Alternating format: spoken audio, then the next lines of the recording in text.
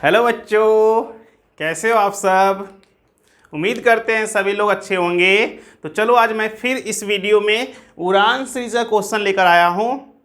और आप लोगों को पता होगा कि उड़ान सीरीज में किस टाइप का क्वेश्चन का सॉल्यूशन करवाते हैं।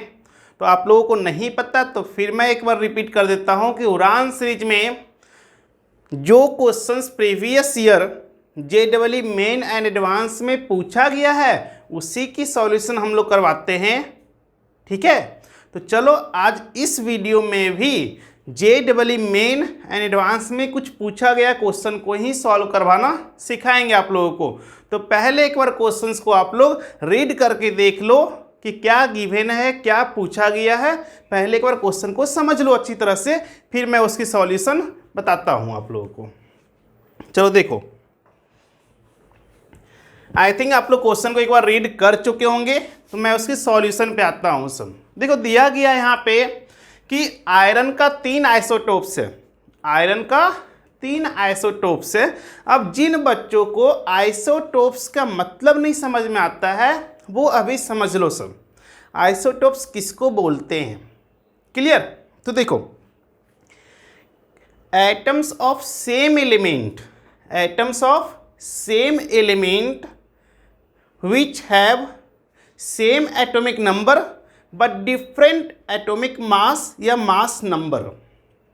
बाबू, अगर एक ही एलिमेंट के आप एटम्स लोगे जिसका एटॉमिक नंबर तो सेम दिखे पर मास नंबर क्या रहना चाहिए, अलग रहना चाहिए, तो ऐसे रिलेशनशिप को हम लोग बोलते हैं आइसोटोप्स। क्लियर। तो देखो यहाँ पे देख सकते हो आयरन का 3 एलिमेंट है और आप लोगों को पता होगा कि आयरन का जो एटॉमिक नंबर होता है, एटॉमिक नंबर होता है वो 26 होता है। कितना होता है बच्चों, 26।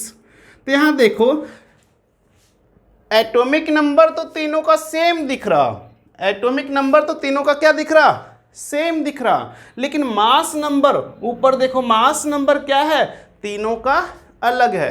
तो ये कैसा रिलेशनशिप रखा हुआ है, इसी को बोलते हैं isotopes.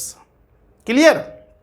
Same atomic number but different atomic mass या मास नंबर, इसको क्या बोलते हैं, ऐसे रिलेशनशिप को आइसोटोप्स के नाम से जानते हैं। क्लियर। अब देखो यहाँ पे आयरन का 3 आइसोटोप्स दे रखा है। कितने आइसोटोप्स दे रखा है, 3। अब तीनों आइसोटोप्स की जो नेचर में परसेंटेज है, नेचर में जो परसेंटेज है वो भी दे रखा है कि आयरन जो 54 होता है वो 5% में है, आयरन जो 56 जिसका मास नंबर है वो 90% में है, और आयरन जो जिसका मास 57 है वो कितने परसेंटेज में है, 5% में है। तो बोला गया है कि कैलकुलेट एटॉमिक मास, या इसी को हम बोल सकते हैं calculate average atomic mass of iron. Clear. तो ऐसे क्वेश्चन को कैसे कैलकुलेट करोगे, मैं उसकी कॉन्सेप्ट बताता हूँ आप लोगों को, ताकि आप कॉन्सेप्ट अगर सीखे रहोगे तो एक ही क्वेश्चन नहीं, इस टाइप से जितने भी क्वेश्चन पूछा जाएगा आप उसको सॉल्व कर सकते हो। क्लियर बच्चों। तो चलो मैं कॉन्सेप्ट क्लियर करता हूँ आप लोगों को। देखो, जब भी इस टाइप से क्वेश्चन रहे कि 2-3 आइसोटोप्स दे रखा है और उसकी परसेंटेज दे रखा है, तो क्वेश्चन को हम कैसे सॉल्व करेंगे या एटॉमिक मास को हम कैसे कैलकुलेट करते हैं। तो देखो, सबसे पहले आपको अगर मान लेते हैं यहाँ पे कभी भी 2 या 3 आइसोटोप्स दिया हो और उसका पूछा गया है बाबू कि एटॉमिक मास निकालना है। क्या निकालना है बच्चों, एटॉमिक मास। क्लियर। तो कैसे निकालोगे समझो। अच्छा एक बात बताओ, यहाँ पे कितने आइसोटोप्स दे रखा है, 3 आइसोटोप्स दे रखा है। कभी कभी एलिमेंट में दो आइसोटोप्स भी किसी किसी एलिमेंट का दे रखेगा और पूछेगा एवरेज एटॉमिक मास या फिर एटॉमिक मास बताओ। तो कैसे करोगे, तो सबसे पहले बाबू जिस आइसोटोप्स की, जैसे यहाँ पे देखो 54 इसका दे रखा है मास नंबर, कितना मास नंबर दे रखा है इसका 54, तो इसकी परसेंटेज कितना है 5 है। तो उसका मास नंबर लो और क्या लो उसकी परसेंटेज, दोनों को मल्टीप्लाई कर दो। क्या करोगे बच्चों, जी आइसोटोप्स की मास परसेंटेज लोगे और उस आइसोटोप्स की परसेंटेज कितना है वो लो। क्या लोगे, मास नंबर और इसकी परसेंटेज कितना है 5, तो मास परसेंटेज और उसकी परसेंटेज, मास नंबर और उसकी परसेंटेज को मल्टीप्लाई करके लिख दो। ठीक है, उसी तरह से प्लस करो, जैसे इसकी मास नंबर और फिर इसकी परसेंटेज को मल्टीप्लाई करो, फिर ऐड करके लिख दो। फिर देखो जैसे यहाँ पे मैं फार्मूला बना देता हूँ कि अगर मान लेते हैं यहाँ पे मास नंबर दे रखा है बाबू, क्या दे रखा है मास नंबर फर्स्ट आइसोटोप का, और उसकी परसेंटेज कितना, तो इसको मैं A1 मान लेता हूँ। क्या मैं मान लेता हूँ A1 कि फर्स्ट आइसोटोप की जो मास नंबर है उसकी A1 मास नंबर माना, और इसकी परसेंटेज को मैंने मान लेता हूँ X1। क्लियर बच्चों, क्या करना है, इसकी मास नंबर को A1 मान लेता हूँ और इसकी परसेंटेज को X1 मान लिया। क्लियर, तो A1 इंटू क्या होगा X1 प्लस जितना भी दे रखा है आइसोटोप सभी को प्लस करके यही मल्टीप्लाई के फॉर्म में लिखते जाओ सर। देखो इसका लिखना है तो 56 इंटू क्या करेंगे, इसकी परसेंटेज कर देंगे A1 X1, ये क्या हो गया, पहला आइसोटोप की बात की है हम। दूसरा आइसोटोप की बात करेंगे तो प्लस का साइन दो और फिर इसका लिखो 56 और क्या लिखेंगे 90, मतलब इसका मैं मान लेता हूँ मास नंबर A2 और इसकी परसेंटेज को मैं मान लेता हूँ X2। ठीक है, फिर उसी तरह से थर्ड के लिए जितना रहेगा 3 4 या 2 भी रहता तो हम यहाँ तक ही रखते। ठीक है, तो ये मल्टीप्लाई करेंगे किसका, थर्ड वाले के लिए, तो थर्ड वाले का मास नंबर लो, तो मास नंबर हम मान लेते हैं क्या A3। उसी तरह से थर्ड वाले की परसेंटेज लो, उसको मल्टीप्लाई कर दो इसमें। ठीक है, डिवाइड कर दो, डिवाइड किससे करोगे, सारे के परसेंटेज को ऐड करके, सारे के परसेंटेज को ऐड करके डिवाइड कर दो, आपका क्वेश्चन सॉल्व। ठीक है, तो जब भी किसी आइसोटोप्स दे रखा है और उसकी परसेंटेज दे रखा है और पूछा गया है एटॉमिक मास, तो कैसे निकालोगे बच्चों, कैसे निकालोगे बच्चों, तो उसकी आप क्या लोगे, एटॉमिक मास या मास नंबर लोगे। क्लियर, फिर जिसकी मास नंबर आप ले रहे हो उसकी परसेंटेज से मल्टीप्लाई कर दो। तो देखो यहाँ पे A1 में इसको A1 मान के चला तो इसकी परसेंटेज को X1 मान के चला, मल्टीप्लाई किया, लिख दिया। फिर दूसरे वाले को ऐड करना है तो A2 लिया, फिर इसकी मास नंबर को A2 लिया और फिर इसकी परसेंटेज को X2 लिया, दोनों को मल्टीप्लाई करके ऐड के फॉर्म में लिख दिया। फिर तीसरे वाले का 57 है, इसको मैं मान लिया था A3, क्या मान लिया A3, तो A प्लस A3 और इसकी परसेंटेज कितना था 5। क्लियर, मल्टीप्लाई करके लिख दिया। अब तीनों की परसेंटेज को ऐड करके लिख दो। अब क्वेश्चन को सॉल्व करो, आंसर सर। अगर किसी क्वेश्चन में 2 रहता तो बाबू ये वाला हम जो तीसरा पार्ट ले रहे हैं ना यहाँ पे वो नहीं लेते, हम यही दोनों से काम चला लेते। ठीक है, अब इसकी वैल्यू पुट करो तो बाबू A1 की वैल्यू कितना है, देखो 54 है ना बाबू, और X1 की वैल्यू मतलब परसेंटेज की वैल्यू उसकी कितना है, तो 5% है, मल्टीप्लाई कर दो। अब प्लस का साइन दिखाओ, फिर A2 की वैल्यू कितना है, A2 की वैल्यू देखो 56 है, 56, और इस आइसोटोप्स की परसेंटेज कितना 90। ठीक है, प्लस A3 का मतलब थर्ड आइसोटोप्स की बात कर रहे हैं, उसकी मास 57 और इसकी परसेंटेज कितना है, तो फिर से 5 है सर। और नीचे बाबू देखो X1 5 था x2 क्या था 90 था और फिर +5। अब इसको सॉल्व कर लो बाबू, इसको आप मल्टीप्लाई करो, फिर इसको मल्टीप्लाई करके लिखो, फिर इसको मल्टीप्लाई करके लिखो, तीनों को ऐड करो, मल्टीप्लाई करके तीनों को ऐड करना है और फिर नीचे डिवाइड करना है 100 से, तो वैल्यू आ जाएंगे बाबू। इसको सॉल्व करोगे तो पूरा वैल्यू आएंगे 55.95। तो ये रहा आपका किसका एटॉमिक मास, Fe का। कौन सा ऑप्शन में मैच खा रहा आपका, तो ये बी, तो ये आंसर हो गया इसका। क्लियर बच्चों। तो अगर आप इस कॉन्सेप्ट को सीखोगे तो जब भी कभी इस कॉन्सेप्ट में आप 11th का chapter some basic concept of chemistry में एक्सरसाइज, अगर आप some basic concept of chemistry का फर्स्ट चैप्टर है 11th का, इस चैप्टर का एक्सरसाइज में जाओगे एनसीईआरटी का, तो आपको इससे 2 क्वेश्चन मिलेंगे। अब वो भी क्वेश्चन आपको आसानी से सॉल्व हो जाएंगे। क्लियर, इस कॉन्सेप्ट को ध्यान रखोगे तो। क्लियर, तो चलो एक और क्वेश्चन को सॉल्व करते हैं। चलो बच्चों, तो पहले एक बार क्वेश्चन को आप रीड कर लो, फिर मैं इसकी सॉल्यूशन सिखाता हूं कि कैसे सॉल्व करना है इसको। एक बार रीड करो क्वेश्चन को आप लोग। चलो, आप लोग क्वेश्चन को रीड कर चुके होंगे।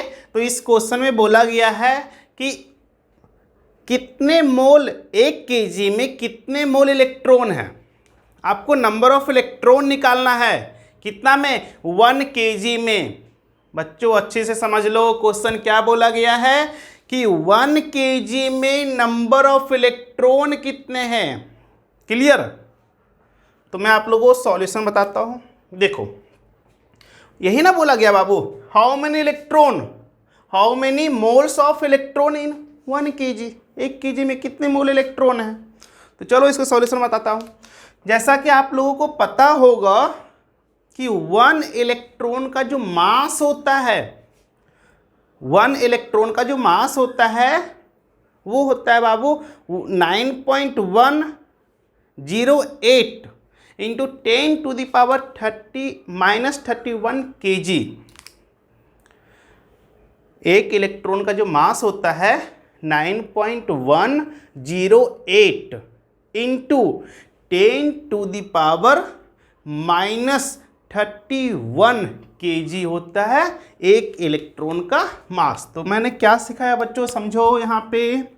अगर हम आप लोगों को बोले बच्चों कि 9.108 इंटू 10⁻31 kg, ठीक है, तो बताओ ये मास किसकी है, जल्दी बताना बच्चों। इतना मास अभी अभी बताया था ना कि एक इलेक्ट्रॉन का जो मास होता है वो क्या होता है 9.108 इंटू 10⁻31 kg। मतलब ये जो मास दिख रहा है आपको वो कितने इलेक्ट्रॉन का मास है, कितने इलेक्ट्रॉन का मास है, एक इलेक्ट्रॉन का। कितने इलेक्ट्रॉन का मास है, एक इलेक्ट्रॉन्स का।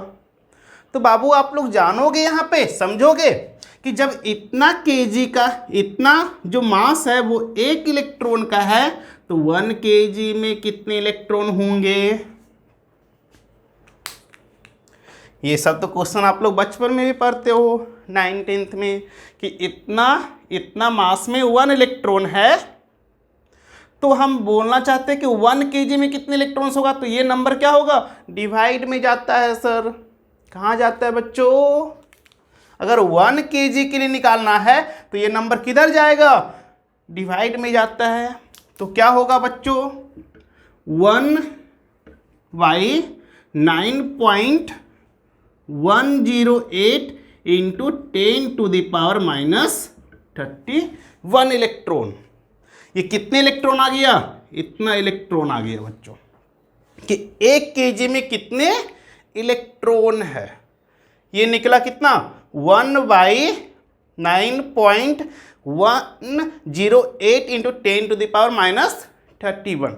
अच्छा बच्चों, अब बताओ आप लोगों को कि इस 10⁻31 है नीचे में, उसको हम ऊपर लेके जाएंगे तो पावर का साइन क्या होता है, चेंज होता है, तो 10 टू द पावर जो माइनस में था ऊपर जाने से क्या हो जाएगा, प्लस में हो जाएगा, है ना बच्चों, क्लियर। तो ये आ गया बाबू इतना इलेक्ट्रॉन किसमें, 1 kg में। कितने kg में इलेक्ट्रॉन आ गया, लेकिन हमसे बोला गया है 1 kg में इतना इलेक्ट्रॉन आ गया, लेकिन क्वेश्चन में बोला गया है how many moles of electron. हमें कितना इलेक्ट्रॉन है ये नहीं पूछा गया, हमें मोल निकालने बोला गया है इलेक्ट्रॉन का। तो देखो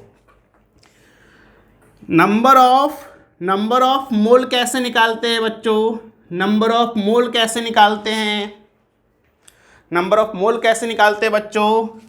तो देखो गिवन नंबर,